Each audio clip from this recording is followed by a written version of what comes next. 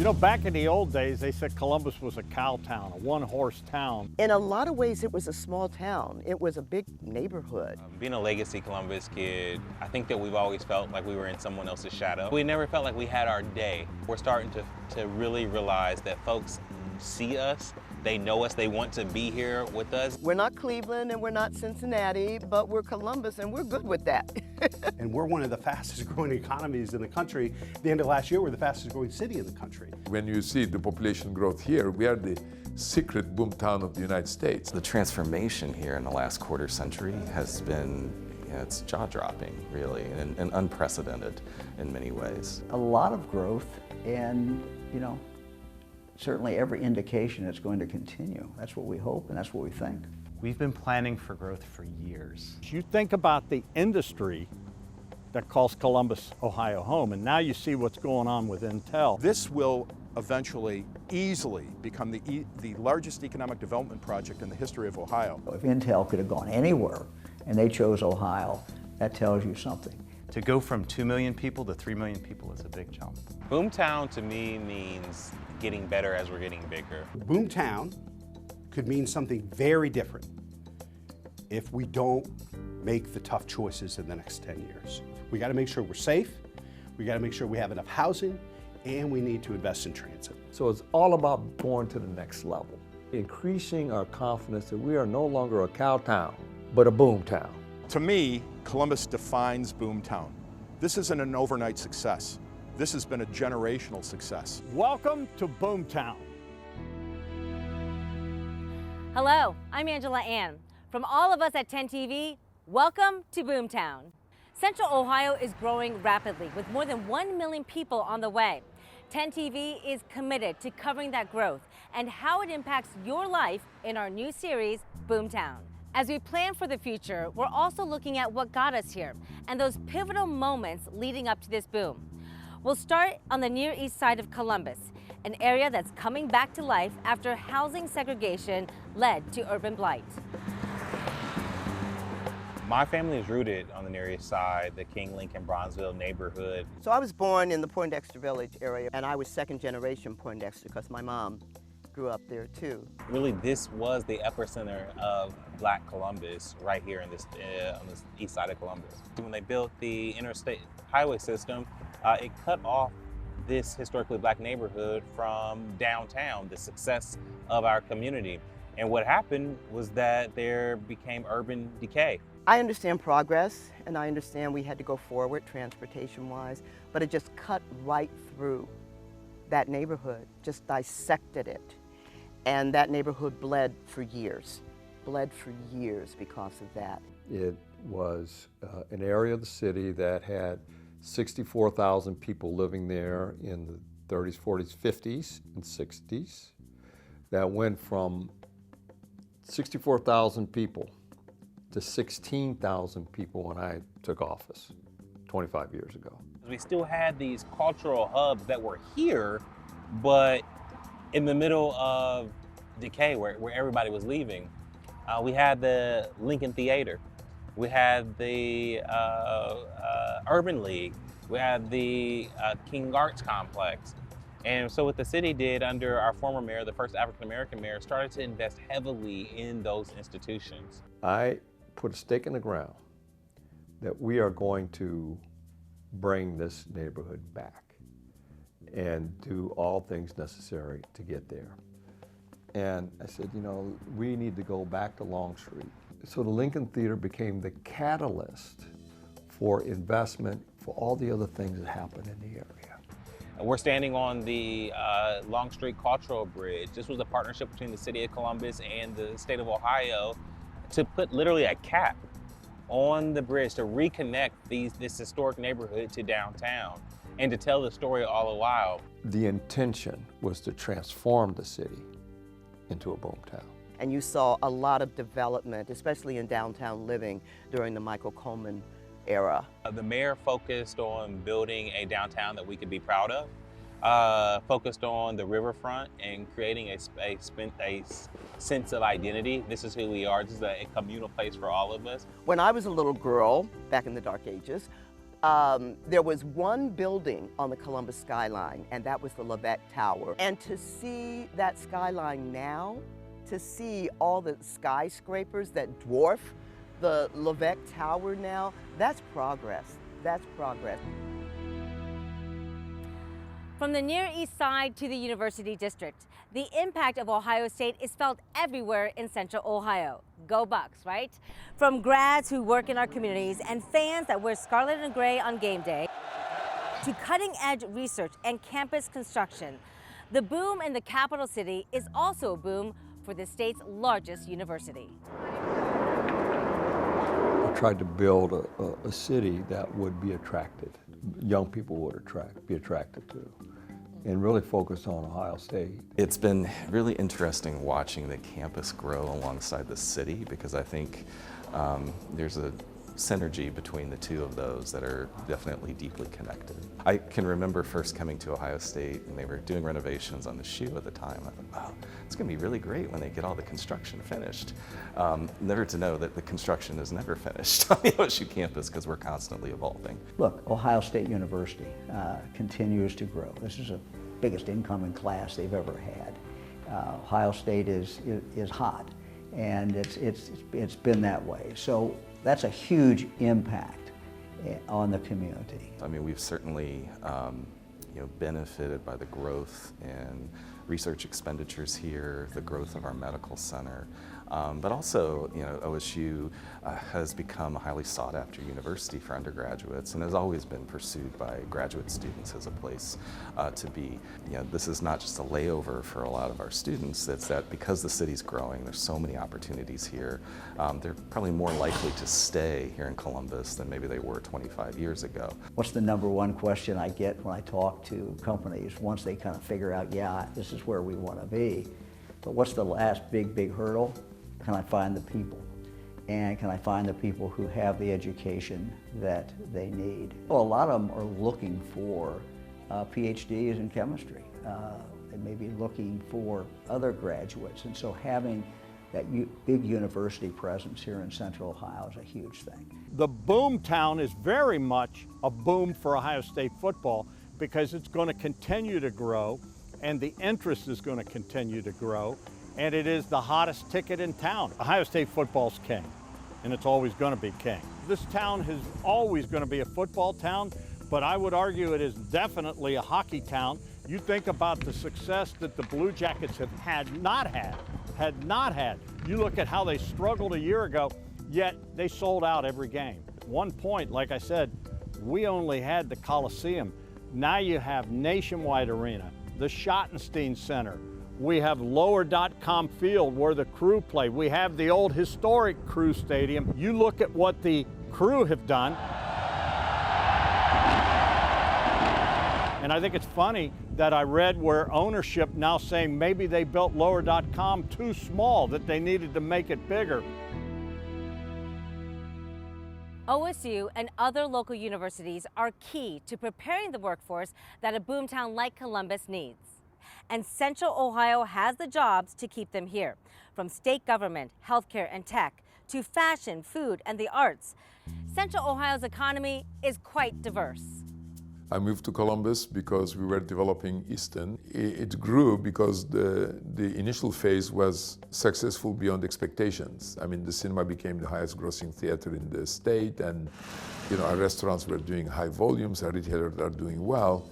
And at that time, we said we need to expand. Columbus has been a great city, to do that in, because the growth of the city has been unparalleled. The city was a young city, and the leadership of the city, the partnership, was the partnership of three men: Mr. McCoy, who owned what was Bank One, Mr. Wolf, who owned the Dispatch and similar things, and then Mr. Wexner, who owned Limited Brands. So our opportunity was given to us, and nobody was holding us back. Columbus was still growing during a period when most of the Northeast quadrant was shrinking and dying off. Our economy's always been more diverse, which is why, again, we were at a really good starting point in the, say, late 90s to really position ourselves for growth. You start with geography. You start with our location.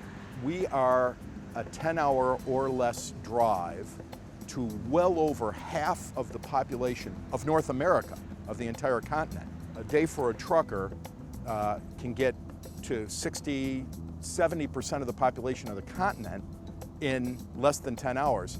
We're not overly reliant on tech here in Columbus. We have every industry imaginable. We're the capital of Ohio. All the jobs that come with all the different departments of the state capital, the government, the economy. We have such major employers and places that continue to grow, like the Ohio State University and the OSU Medical Center, but Ohio Health and Mount Carmel. Just think about the hospitals. We are blessed in this city that, you know, Children's Hospital, have you seen what they've done down there? You talk about a boom town, it's like 5 blocks now. You know, a lot of people don't realize that Chase is actually our largest private sector employer in Central Ohio. The only place that Chase has had their board meeting other than New York City was at Polaris. You know, Chase actually has more employees in Central Ohio than they do in New York City. You look at the companies that decided they were going to headquarter here in Columbus, Nationwide Insurance, Borden. When a lot of those companies started to move here and call Columbus home, that made a difference. It opened up employment. It really did raise the standard of living here. We have an outstanding small business community. We have more than 2,400 Columbus Chamber of Commerce members. And then you have some research and development organizations like Battelle, the largest nonprofit, private research and development organization in the United States, all headquartered here. All those great companies, I think, have realized what a great place Columbus is, what a great place to attract and retain young talent. It's perfect ecosystem for successful economic development. Intel is coming and it's changing the game. Leaders say they knew Central Ohio was booming, but now with Intel, it's booming exponentially faster. And that important Intel announcement signaled that local plans for development needed to turn into regional action. When we were competing to get Intel, and we started off with 39 other competitors, and it didn't look like we were going to be even in the ball game, but as we moved forward on it, and we kept seeing that we're still in this game, I told my team, I said, look, you know, this is going to be important. We know how many jobs this is going to create. We know the spin-off it's going to be. But what we're not really looking at, we have to look at, is the big impact is going to be what signal it will send to the world. Hey, Ohio, that's a pretty good place to go. If Intel could have gone anywhere and they chose Ohio, that tells you something. It took a while, but economic development is a game of momentum. And the hardest one is always the first one. And then the second one comes, and then the third. And then word starts getting out about Columbus, Ohio, and the Columbus region. And it leads to an Intel, which is an extraordinary economic development signature project for our community. We've already had multiple announcements of Intel suppliers that are going to locate here because they have to be close by. This will eventually easily become the largest economic development project in the history of Ohio. Intel really crystallized that something special is going on here. That was a moment that has really refocused all of us and re-energized us to get ready for this future. We were anticipated to see a third more by 2050. I think, quite honestly, with Intel and Honda LG and some of the other major economic development announcements of the last couple of years, we may see that as quickly as 2040. I think the other thing that's happened is it's given people in Ohio more confidence in themselves. You know, we're a great state, but we're a state that we're kind of Midwesterners and we don't brag a lot. This gives us something to brag about.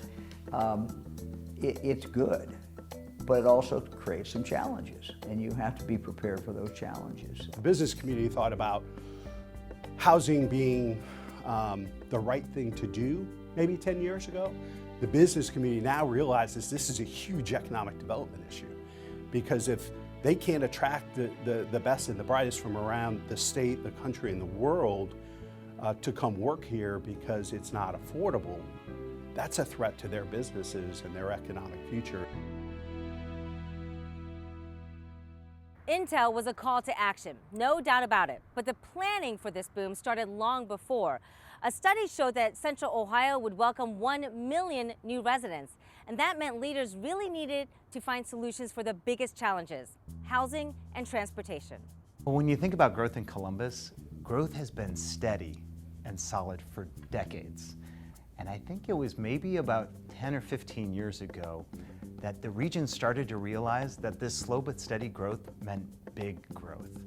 And there was an effort called Insight 2050, where a lot of community and business leaders came together to look at, well, what does slow and steady growth mean over 20 years, over 30 years? Until we did the Insight 2050 study, none of us, I mean, even me, I was not aware that we're expecting 1 million people here in the next, 30 years. And what that study did, what that effort in the community did, is say, well, there are different ways that we can grow. We can develop housing differently, we can have different types of transportation infrastructure. All the variables were favorable to a denser approach. That was a bit of an eye-opener. We haven't had enough housing units since before the Great Recession. And that issue has just compounded over the last 12 or 14 years. And that's why you're seeing the rents that you're seeing and why you're seeing the home prices that you're seeing. We're building currently probably about half as much housing every year as we need just to keep pace with our growth. We need 200,000 more housing units just so that we can try to remain affordable and make sure that everybody that works in this region can afford to live here. And so the best way for us to deal with that is to dramatically increase the supply. That's why rewriting the zoning code this year was such a high priority. Before that code, the major corridors in our city, we would have added 6,000 units over the next 10 years for housing.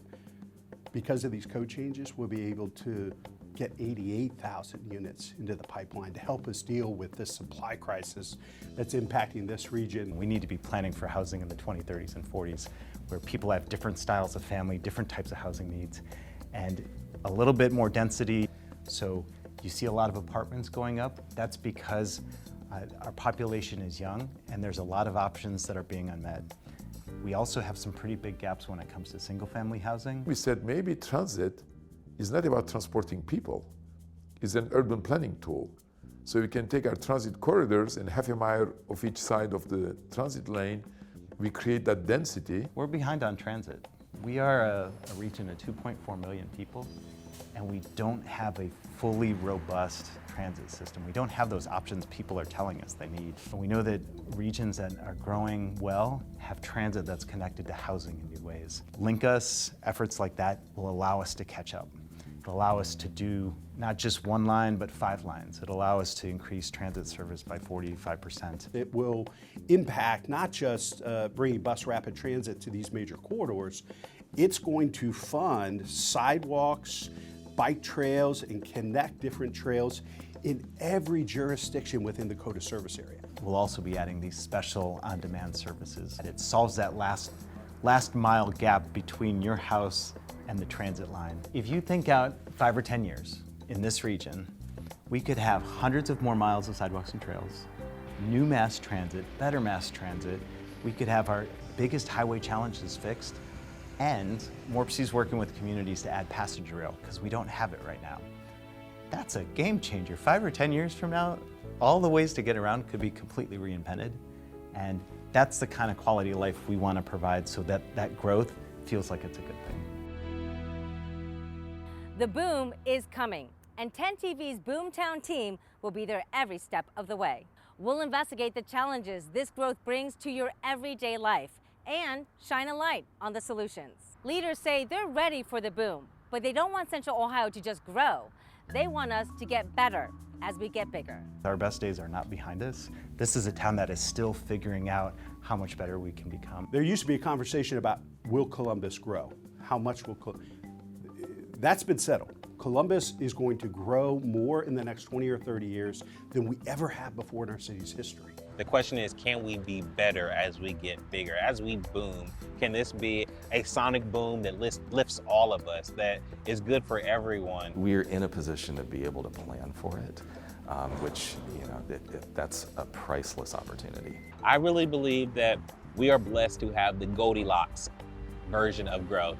It's not too slow and it's not too fast. We have just enough time just enough time to do the big things. You know, a boomtown to me is, you know, a town that definitely has this vibrant energy about it, and you certainly sense that here. We're about building something for the future that's going to just continue to build and build. We could be a boomtown where life gets better as we're growing, and that's really exciting. I think this city's gorgeous right now, but I'm really excited to see where it's going to be in the next 5 to 10 years. I have a 3-year-old son, and I think a lot about that city 25 years from now being for him and what he will inherit. And what he will inherit is a large cosmopolitan city that has diversity, that hopefully thrives off its diversity. I want it to be the safest big city in America.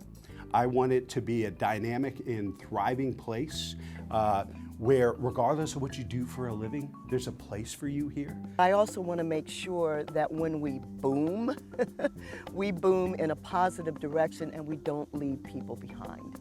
So boom upward, but boom inward as well. What it comes down to now for Columbus is, will we be bold enough? Will we do it? Will we take the steps ourselves to make sure that the growth that is coming, that we get to shape it, and that we get that is good for all of us? If you're going to be a boomtown, you want to be a boomtown where things get better as you're booming. The sun is always rising in Columbus. That the future is a great future, one that is worthy of our kids and grandkids if we make the right choices now.